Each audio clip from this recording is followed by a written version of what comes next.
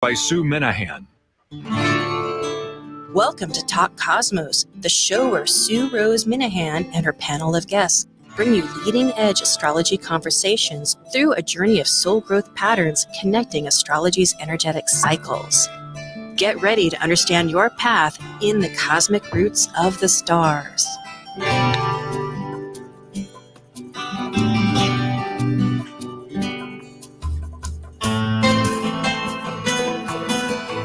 Hello, hi, it's Sue Rose Minahan, and today is in the month of July on the 10th, 2022, and our subject is going to be Chiron.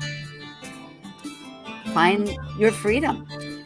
It revolves around several charts, and Chiron's a 50.5-year cycle. Chiron was a mythology, the greatest healer and teacher.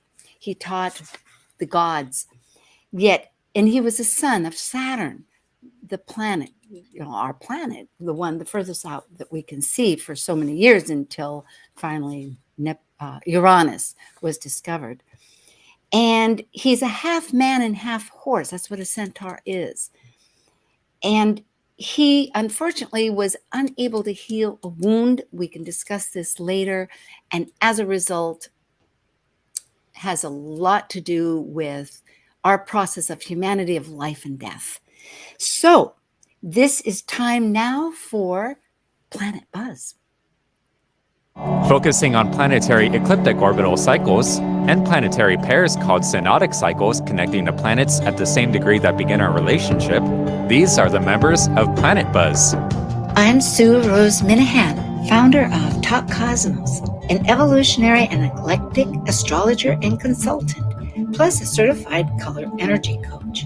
I love investigating mythology's language, philosophizing esoteric fields of eternity, a perpetual student of life, seeing oneness of body, spirit of people, animals, and nature.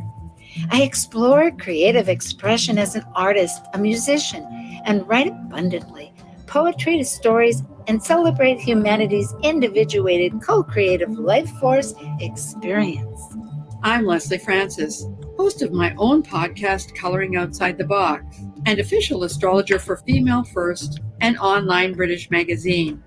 The author of the 2019 and 2020 Llewellyn Sun Sign books, I am a professional astrologer, intuitive, and lecturer, both in my own country of Canada and internationally. My lifelong search to understand what it is to be human led me to develop my own approach to astrology, purpose-centered astrology. I passionately seek to support people in their greatest act of creativity, living life, through writing, consultations, and webinars. Creator of Star Cards, my own deck of oracle cards, I love talking and making people laugh. And I'm Dr. Laura Tadd. I work as a spiritually oriented psychological astrologer with students and clients around the world. As a counselor, writer, and educator, I love helping people recognize their inner strength, take advantage of auspicious moments, and navigate times of challenge with greater ease. On my own podcast, Mythic Sky Storytime, I discuss astrology, mythology, and actualizing our full potential. Holding a PhD in human science, my doctoral thesis, titled Guided by Celestial Light in a World of Artificial Illumination, explores the lived experience of contemporary Western astrologers. In addition to my astrological work, I have a course in personal mythology that explores the stories we carry from our ancestors and the impact those narratives have on our lives. And as the ancient Hermetic code reveals, as below, so above. As above, so below. Hello. Hi, Lesley. Hi, Dr. Tadd. Hi. Laura. Yes. It's good to be back. It is. It is. Well, we have a subject here about Chiron, and I did bring up a little bit about his mythology and his essence, which we can continue. And we're going to, for our public, our audience that we're so grateful for and glad to have you here, also going to center on a couple of charts. There'll be the Roe Wade chart, because in 1973, it's been 50 years, and there were several. There's going to be 3 exact returns in that 50.5 years. The first one was in April on the 17th. The next one is going to be in the fall, and then next in October, and then next February. Plus, Canada, as far as the current events, came to the rescue in some ways. I mean, I hope I'm saying that right, but that's how I think many of us felt, because Canada president, is it? No, not president. Prime Minister. Prime Minister, yes, that's right. I was thinking Prime Minister. Trudeau had offered a helping hand. And it's interesting to look, which we have not, at Canada's chart. And we do have a bona fide representative of Canada here with Lesley Francis. I don't know if I'm bona fide, but well, I think you are. I was looking at Chiron there's several books. Oh, and so anyway, that will be one of the events that we talk about. And then there's some other events. Dr. Tadd has a few events too that she really astutely has discovered with Watergate and Laura, what's the other one? Well, just looking at the cycle, right? If we're looking at a 50-year cycle, and the anniversary for Nixon resigning was like almost this 2 weeks, a week or two before Roe v. Wade was overturned. So we're looking at really similar charts in terms of timing. And then just with its cycle, then 50 years prior, we're talking about the 1920s and throughout, at least in this country, what was going on with the Great Depression. So you mean the original Roe v. Wade decision, not overturned, right? Yes, the original decision. And what I find fascinating about that connecting is that right now we're definitely experiencing another presidential crisis with the January 6th event in court. Besides the fact that economically, we're also experiencing some roller coaster. You could say we don't quite know where it's going, but all we do and we don't. Yeah. So these themes, it does show. And really, again, with Chiron, I remember Patricia Wade, she did it seems like I've mentioned this before, maybe on another program, because it was recent that she presented in Washington State Astrological Association, open to anybody. There is, with Chiron, in the theme repeats. It's not necessarily the same exact scenario, but it's that wound. And so it's a really... I mean, that's true to me with any outer planet return, right? Even a Jupiter return, right? A Jupiter return that's every 12 years is going to have flavors of the one that was 12 years before. It's not going to be identical, but it may have similar tonality in some way, right? I think any return has that. Well, because the theme is originally in the chart anyways, and there are so many, humans are very diverse, and so they can find lots of different ways to take the same energy and challenge themselves, because of course life is about, well, for us anyways, life is about growth. And so, right? Yeah, I love it. And how much growing we've done or not between those returns tends to change how that return is lived into. Perhaps we need to just jump into this first chart. Let's see what I know what I have. Let's see.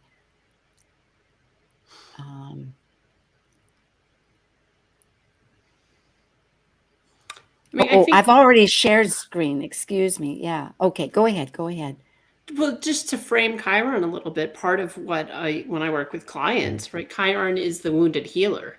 And that's what's so deeply entrenched in the mythology of Chiron, is being the wounded healer. And depending on where it falls and natally, right? Some people have it as a more up front and center part of their personality, right? I almost always see people that are, people in the medical field often have a Chiron sun or Chiron 10th house because they are wounded healers out in the world. it is a fascinating energy because it orbits between, as we can see here, and these in different colors, and those that are listening to podcasts will try to explain briefly, but it is in between Saturn and Uranus, but it crosses the orbit. That doesn't mean it bangs into Saturn, but it does cross that orbit of Saturn twice. So it's really taking that energy of our form, the matter that you could say that we all are, and transmuting it, connecting it like a bridge, like Barbara Hand Clow says in her book, Chiron, the Rainbow Bridge, between the inner and outer planets, because Uranus presents the outer planets. Well, and she does say about the Chiron return, which I think is very interesting, is that it is a time in your life when you're going to choose to expand and to embrace life again, or are you going to choose to sort of essentially sit on the couch and wait to die? Yeah. Will my story of unable to heal oneself, I mean, in that sense that we're so gifted, but yet in our own self, unable to fulfill, but yet through releasing that, almost like a psychological death, really, in a way, elevating to another purpose we can offer to people, to the world.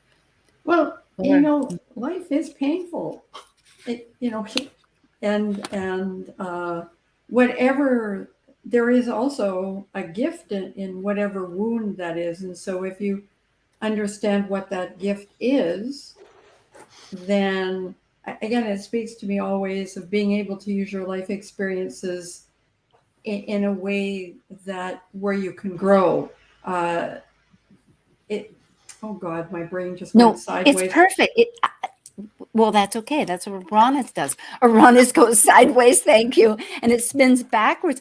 I wanted, but here, as she says, pardon all the Oz, bridges death, Saturn, and life, Uranus. I'm going to go to the next slide here, because Chiron, we don't need to keep all this, but people can read it a little bit. But it's keys to mastery.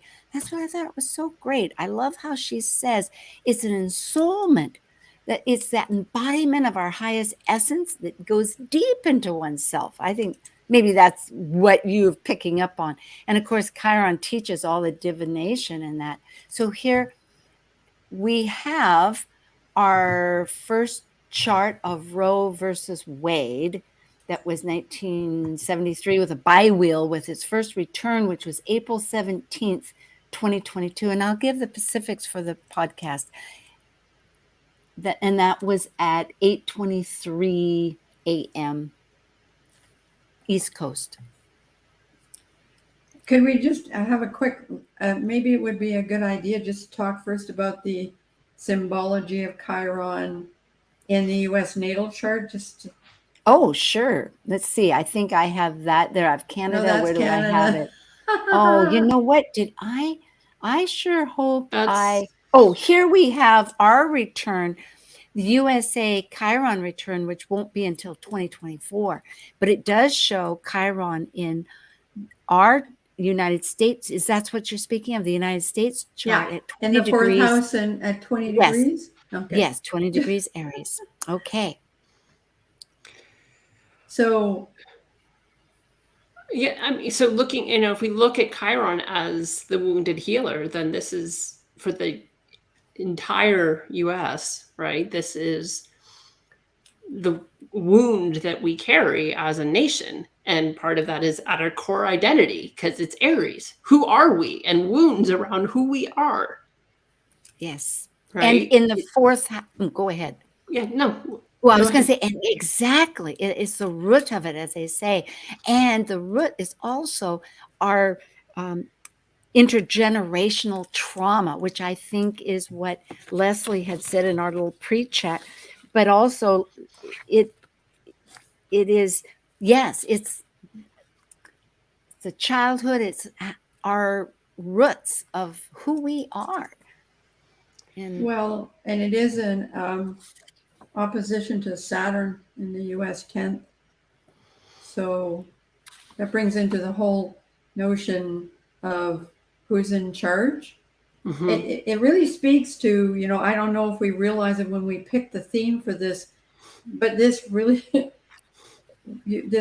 does amplify that theme when you look at that Chiron opposed Saturn. And I haven't really looked a lot at the US chart before, and a quick look at the sun in Cancer forms a T-square. Well, Does very it not? true. I can't see degrees. Yeah. Yeah. The gift here, and this is 2 years ahead, folks. We're in 2022. This is, where we're finally, because it's an 8-year cycle in Aries for Chiron, because it's so elliptical. Yeah. It's really long in Pisces and Aries. So at any rate, at this particular time, on all these factors are leading up, you could say, to our identity and our roots, and trying to correct or the errors, our theory and practice. But I'm looking at the South Node, the transiting South Node at that time, which is very close to that Saturn that you're bringing up in the T-square and opposing Chiron. But here you see the polarization, Mm-hmm. right? So that it's not just the Pluto return that is challenging your country. It's also the Chiron return.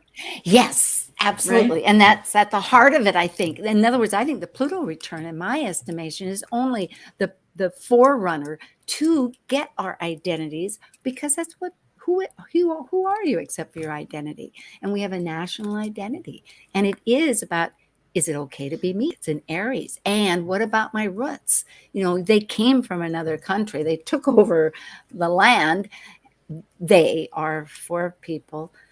So yeah, it's very appropriate. And here you'll notice that 2 years from now, of course, Pluto, who we're talking about this year having the return, if it's in Aquarius, actually. So did you have something else somebody wants to think about, or shall we go back to? I mean, it would get into a whole lot just about the U.S., but again, just thinking about that Chiron in Aries in the 4th, and that being where we come from, and just that in general, the idea of like traumatized people traumatize, right? And so unresolved trauma results in an unhealthy, toxic behavior. And so that's part of the opportunity, even at an individual level, when you have your own Chiron return, right? It's an opportunity to heal wounds, they come up to be dealt with, right? They don't come up just to make life really painful and hard and have it like that it get ticked up to be even more difficult just for the sake of being difficult. Things get spotlit so they can be addressed. And so that's the double-edged sword of like being in this time of the return for Roe v. Wade's passage and Watergate, is like this, that it's coinciding with the January 6th hearings that are happening in DC, that it's this opportunity to revisit thematically things that were unresolved, incomplete 50 years ago, and potentially heal. I mean, that's yes. That gift of the Chiron being the wounded healer. Well, and if we take the freedom theme and understanding that apparently everybody that and I see some of the same thing going on in Canada, partly because our birth chart has Aries rising. So there's that whole notion of whose freedom are we talking about? Mm-hmm. And what's my definition of freedom? Is my definition of freedom all about what works for me? And I really don't, and other people don't really factor into it. If I feel that I have a wound connected to my personal freedom, I mean, the whole stuff that happened during COVID is a perfect example of us trying, something causing people to try to define what freedom is and coming up with very tunnel vision versions of that. And that could be part of that Aries archetype, right? Aries can have that I am single view tunnel vision my freedom. It's not about your freedom. It's about me being free. Yeah, and I might say too that Eris has really involved a lot. Eris, Eris, the female warrior goddess, of sister to Mars, who we think of as the goddess of discord, but actually wants inclusivity because she was rejected and excluded, and therefore at this famous party back before the Trojan War in mythology. So in other words, many voices need to be heard because she has been presently at 20 for a long time. She has a very long orbit, 24 degrees Aries. That's Aries, Aries, the archetypal sign. They get confused. So in other words, and in that process of that transit has been intention squaring Pluto for 5 times since, let me think, it was this year and last year. That altogether, that's a lot of times. So she wants more voices. Yes, go ahead. My only question is, how come Mars doesn't rule discord? Oh, yeah, that's a good question. Let's go to Canada, or let's see, where are we? I'm trying to navigate this. I'm a little bit keep going. There it is. Here's Canada. Yeah. Speaking of Canada, without looking at the Roe Wade, but there you go. Yes, an Aries rising. And your Chiron, Lesley, but the nation's Chiron is in the 12th house. Now that's decidedly different. And looking at Barbara's Hand-Clow's definition has everything to do with mysticism and the spiritual life, but one needs to be trained in the divination. And it's so interesting. You were bringing up that Canada has distinctly tried to bring peace or reconciliation with the First Nation. Yeah, well, even just the different. Oh, go ahead. I would just say that, like, for instance, I guess during our Chiron return, this is when the residential school stuff really started to happen. Plus, there was a federal inquiry into the deaths of so many Aboriginal women across the country. So, and now, as I mentioned before, and of course we know in Canada, hockey is tantamount to a religion. Like when I was growing up, it was hockey night in Canada on Saturday and it was church on Sunday. Anyway, that, before all the hockey games now in Canada, we have a blessing of some kind from an Aboriginal elder before the game begins. It's a very public, and maybe that has to do with, that Neptune rulership of Pisces. My apologies to all the traditional astrologers out there. Chiron coming up to transit that Neptune and making public what can no longer be hidden. Right? It's very powerful. Laura, what were you thinking? If you could interject. Yeah, well, just along some of those lines. Yeah. And in part too, like, because it's the 12th house being so different than the 4th energetically in terms of where those wounds are, and even in relation to the language of the indigenous people on this continent prior to Europeans. First Nation versus, like, that's not used in the US unless I know. I love it. I just conscious love it, of that language. And yes. I mean, I have several friends in Canada who, like, it's so weird for them when they hear the word Native American because they only think of the indigenous people as First Nation, right? Or unless it's a specific tribe. I wonder if that's partly because of the Commonwealth, and Australia has such a strong identity with, well, it's not just the Aborigines, but it's in the Maoris in New Zealand are called the first, it becomes a common definition, I think, that the peoples themselves say that. So perhaps all the Commonwealth begin to say this.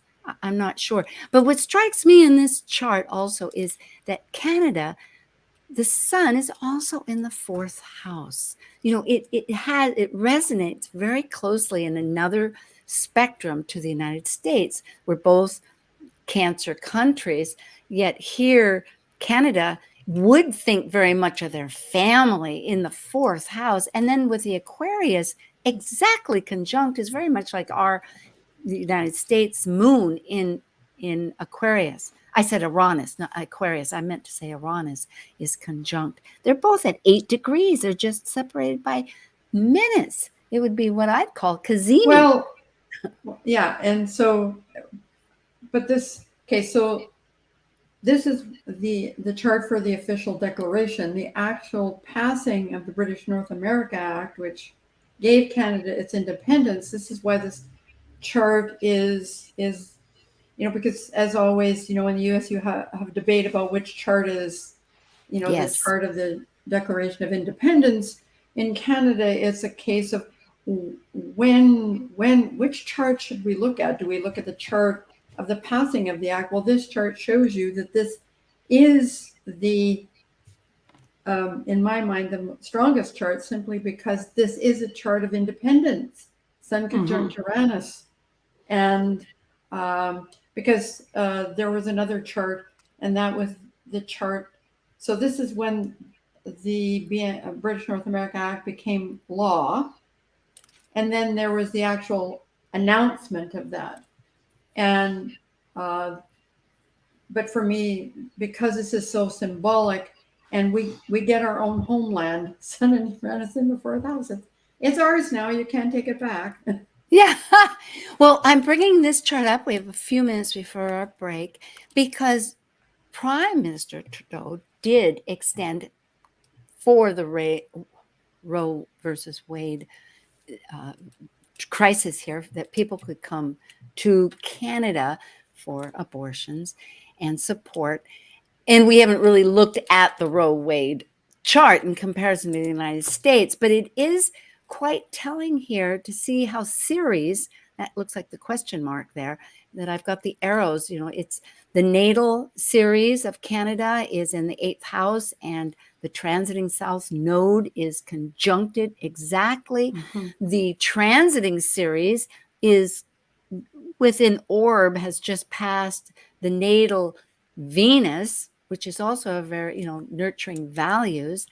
And then, of course, there's also Uranus, transiting Uranus at 13, which is approaching, they're both slower planets, Pluto, your natal Pluto.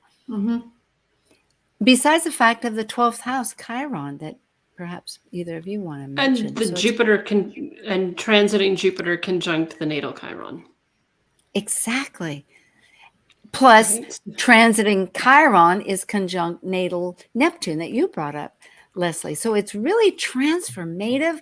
It's nurturing. There's grief involved that's related. I know you'd mentioned, and we are aware in the news of the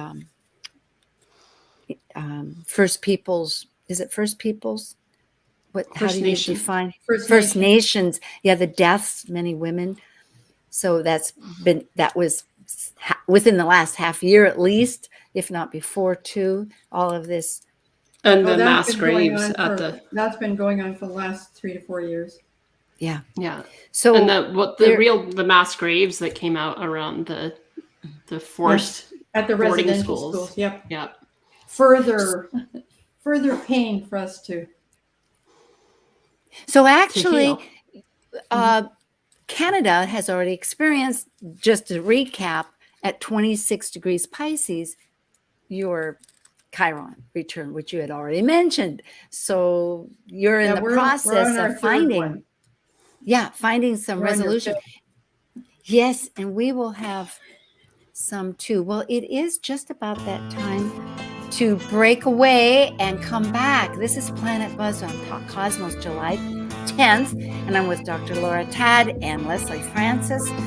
We'll be back as we talk about Chiron, find your freedom, and see about the charts. So thank you. Stay tuned.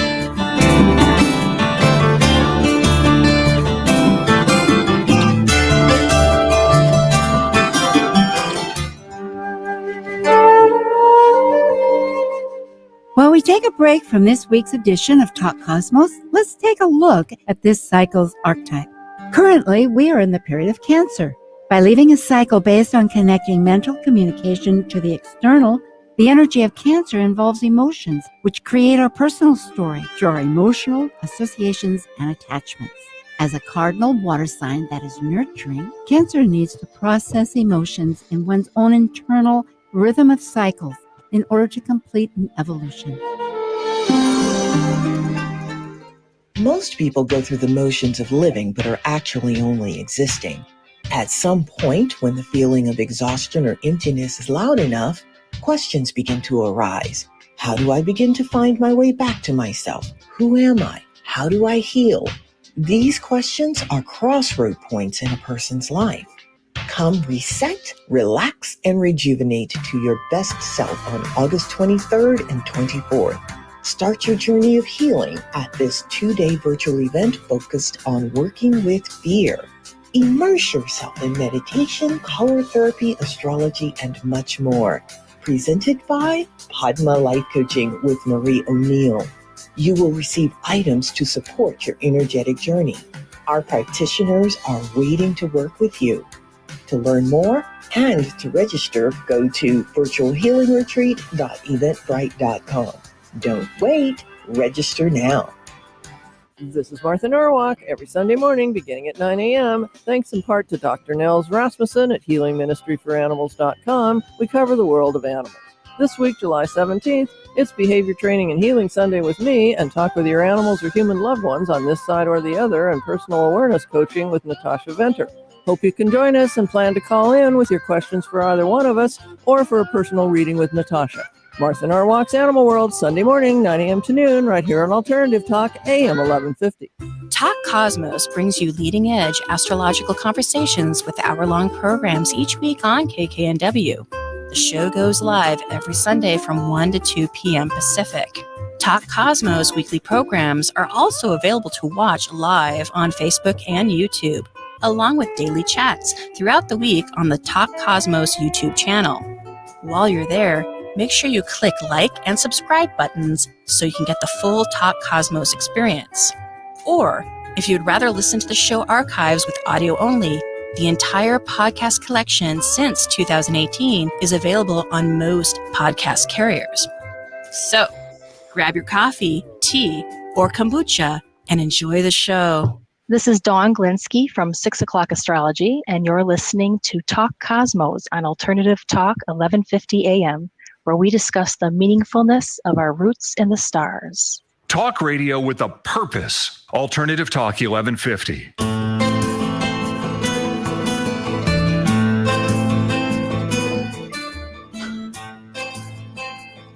I can't hear anything. No.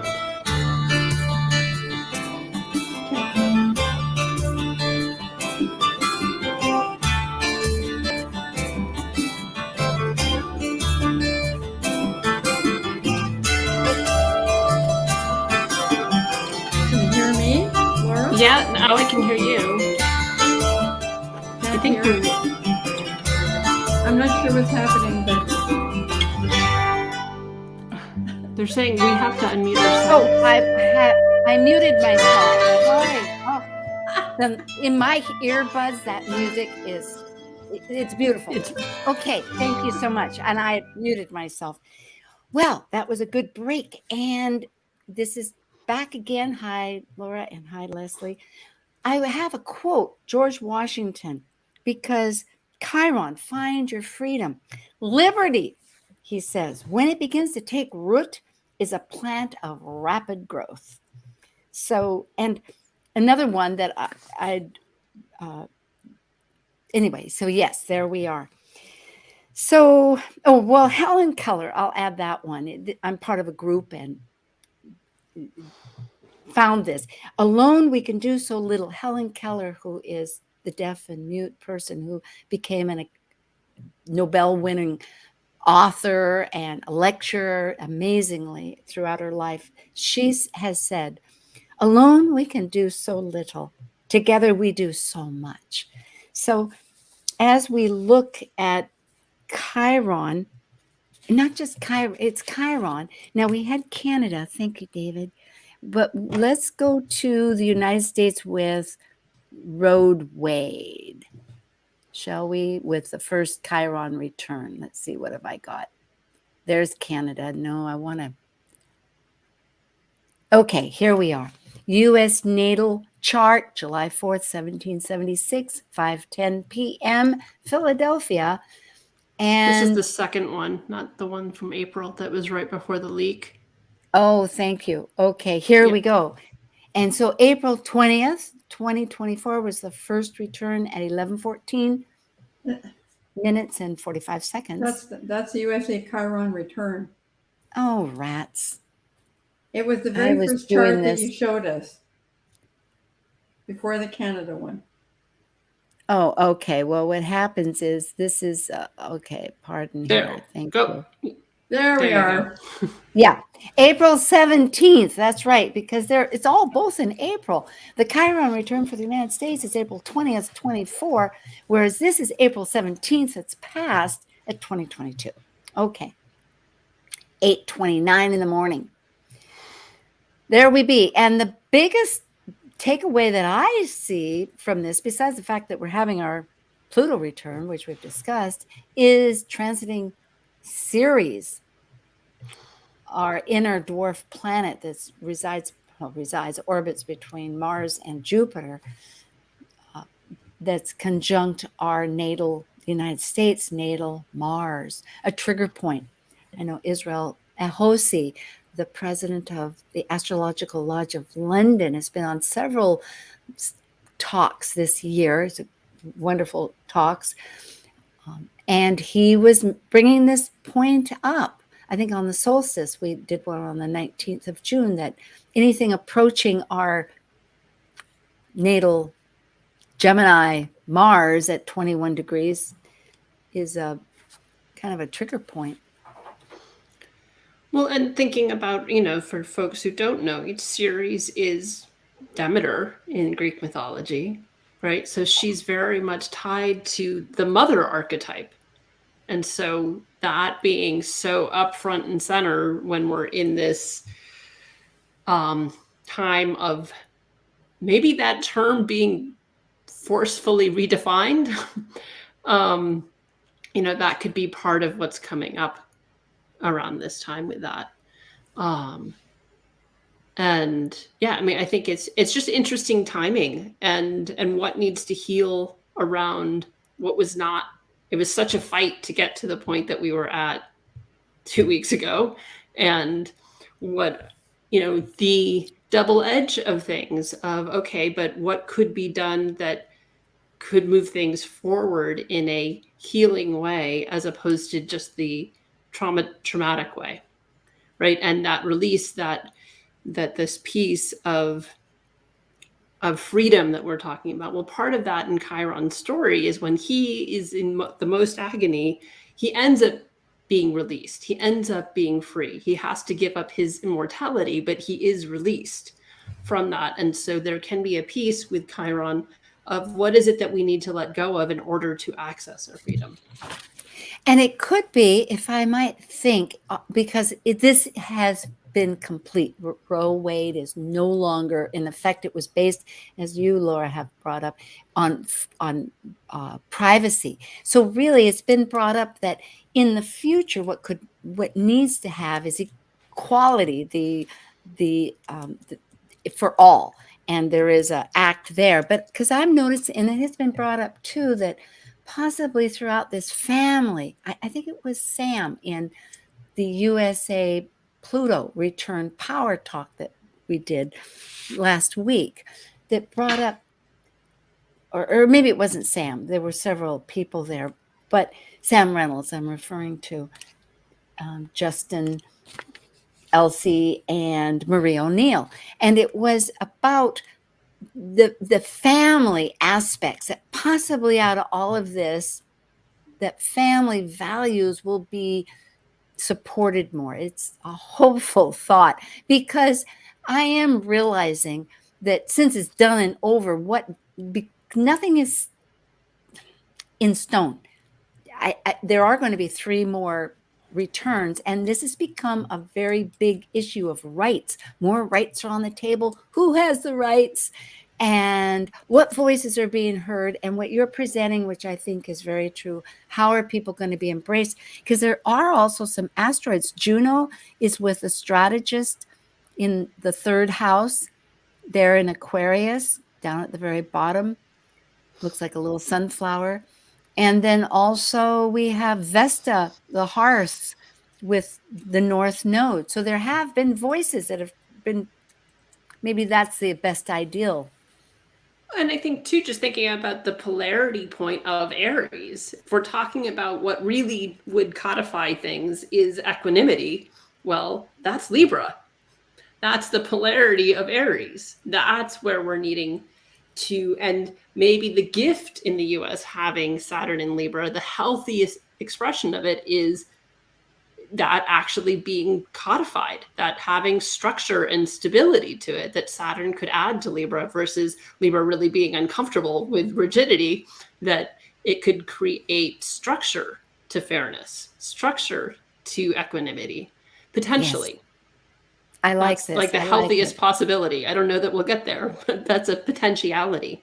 Well, let's look at this next one. Now, that was Canada. We've discussed Canada because here it is with the second Roe versus Wade, which is October 27th. Now, this is just before elections. It's still before the last Pluto return for the Symbology chart that we recognize, that's in December. But this is October 27th. Again in the evening, 8:31 and 47 seconds p.m. So here, as you can see, Pluto is nearing very closely to its return. And we also have Ceres opposite itself as a transit. It's moved from the 7th house up to, in relationship to the 9th house of philosophy. Well, what this tells me is that Roe v. Wade will be continue to be an issue throughout the course of this election. Mm-hmm. Definitely. Because you wouldn't see now, I mean, just because it's no longer law or a precedent, shall we say, doesn't the chart shows that it continues to be a theme, an issue. Good Lord, if my brain and my mouth could get together, it'd be a good thing. No, I'm only thinking and listening at the same time. So I think this is, so if people think that this is going to go away, it's not. And you know, in the end, who knows what role it's going to play in the election itself. Yeah, but this is within, what, a week? Yes, absolutely. The midterm elections. You know, if that's a Thursday, so the following Tuesday, not even a week, would be the midterms. You know, so you're talking 5 days later. Yeah, and Mars right there. Almost we have a Mars return. You know, just on the other side of it. Yeah. So absolutely. I mean, I think there's lots of talk that it's going to be. It's always a hot button topic for elections in this country, but it's much, much, much more amplified than I think it's probably ever been in history. Exactly. And for good purpose, I think, in the long run. In other words, I know people always, well, I don't know if people always, I try to get away from these huge generalization, but often it's brought up, when is something going to end? What is going to be resolved? We've been used to that kind of experience living. Now, since coronavirus, it's uncertain as to many things in the future. And I think more importantly, not using that as a basis, but that's been our experience, is what I'm saying, is going back to Eris.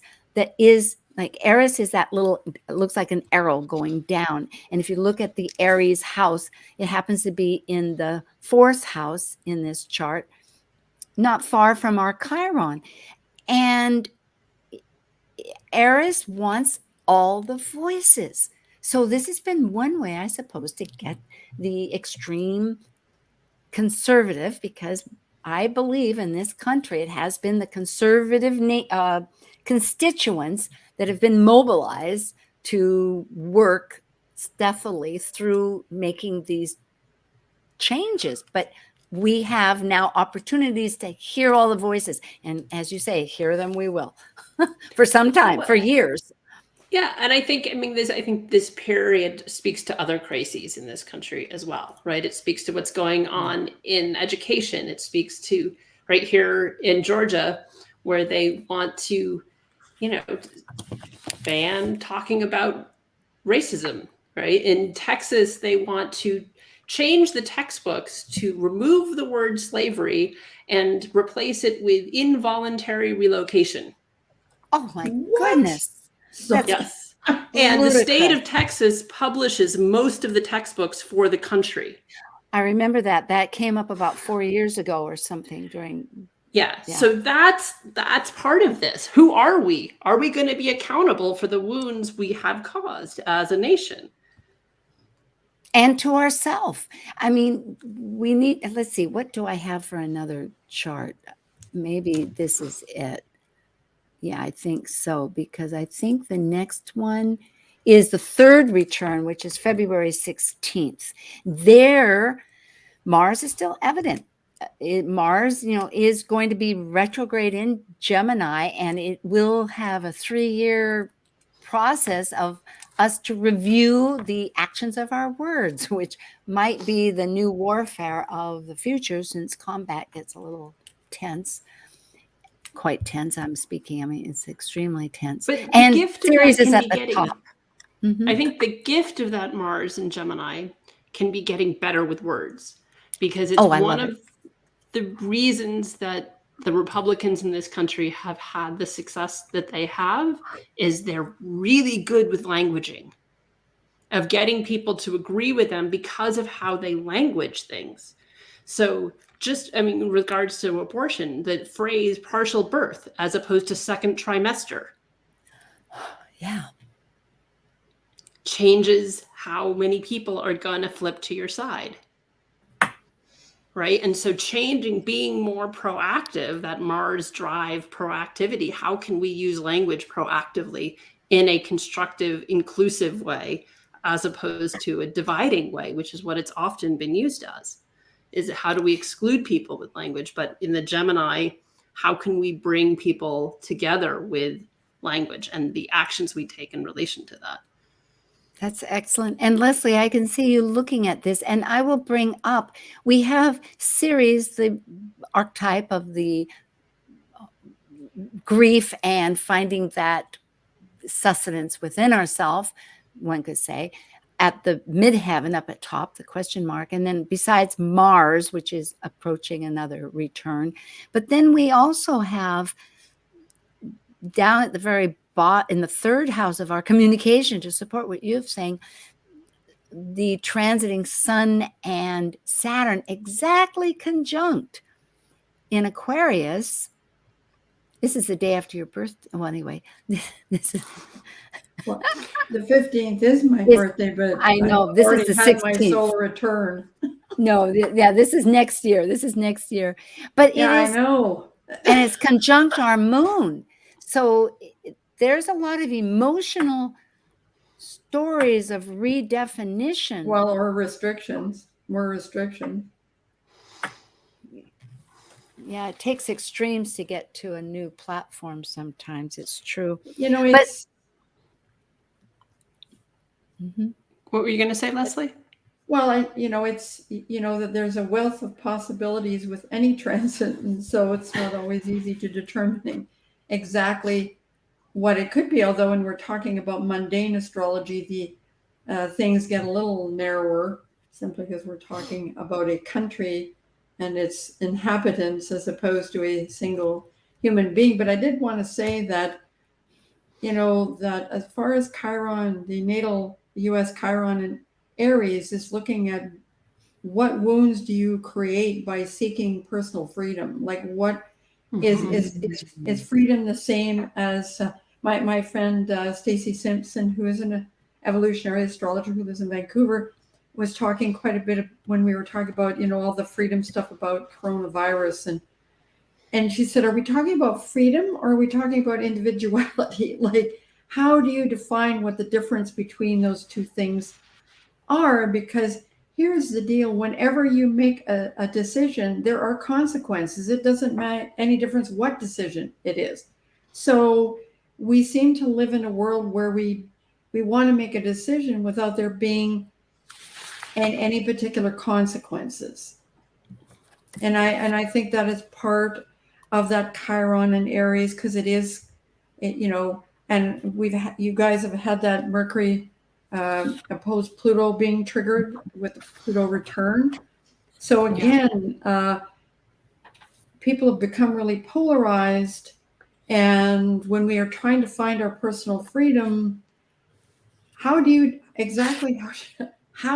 define that? Like, going back to the topic that we chose, how do you define personal freedom? I have been studying, Lesley had a thought here, but shall I add? Because I've been studying about the dwarf planets. New Zealand astrologer Alan Clay has his dwarf planet university, and he does a series of all these. And I've just finished Makemake, which is the Easter Island god of not rebirth, but of culture. That's what I'm trying to say. Of culture. And what it is, and it happens to be right now, it's very slow in its transit. It happens to be at 7 degrees Libra. And that's only 5 degrees from our natal 12 degrees. I mean, with a planet, dwarf planets, of course, it gets tighter, but it is kind of an orb. And what Makemake presents is this enterprise network of activity, and it's often hidden. In fact, it had been part of the discovery of Pluto. It was visible, but nobody saw it. It was visible again when other dwarf planets were found, and nobody saw it. So it wasn't discovered until, when was it? You mean we weren't ready to admit it to our consciousness? Yes, exactly. Thank you. And so what it is that it's a culture. Yes, not cultural, but a culture transformation of it's what our culture is as a collective, and working with it. So that doesn't really answer your question, but it is, in a sense, of this. It's a higher octave of Uranus, is what Alan Clay suggests, which is a higher octave of Mercury. So we're in this big drama transition, you could say, of many, because it's not just our nation. Here we've been talking about Canada, and of course. Well, but I think culture too can be a town, can be a neighborhood. Neighborhoods have culture. A street within a neighborhood has a culture, right? And so in terms of what you were saying, Lesley, like our individuality versus freedom, like freedom to what? Freedom to be yourself? At whose cost? Or can you be free without imprisoning, without somebody losing, that it's not a pie, right? But it's often thought of as a pie. Well, I get this, and then there's less for you. And that tends to be how we perceive freedom in the West. Right? But here's the deal. I don't think you can have true freedom unless you're willing to be accountable for your actions. Mm-hmm. Because if you're not accountable, then you're imprisoning yourself because you refuse to be accountable.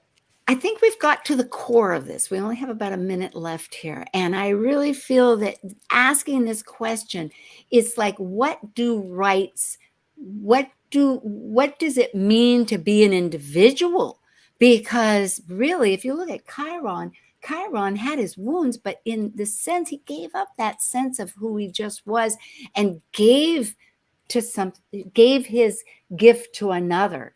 And that's what we need to do. We need to see that we're in a collaborative, because power is when we collaborate that much stronger. I mean, it empowers more people. And I think it was influence too, so there's possibility. Yes, Laura. Well, I think Go we're ahead. out of time. But No, we have about half a minute. Go ahead. Just building on what Lesley had said, right? That what is true freedom? What is that? That for Chiron, it was being released from his physical form, right? So what is that release while still being incarnated look like? It could, I think that spiritual form, maybe we could get that music a little lower. But yes, it is that embracing, well, like Canada, we have spirit. We're not just alone. Well, as our third person, thank you. Thank you, everybody. We'll see you in a month.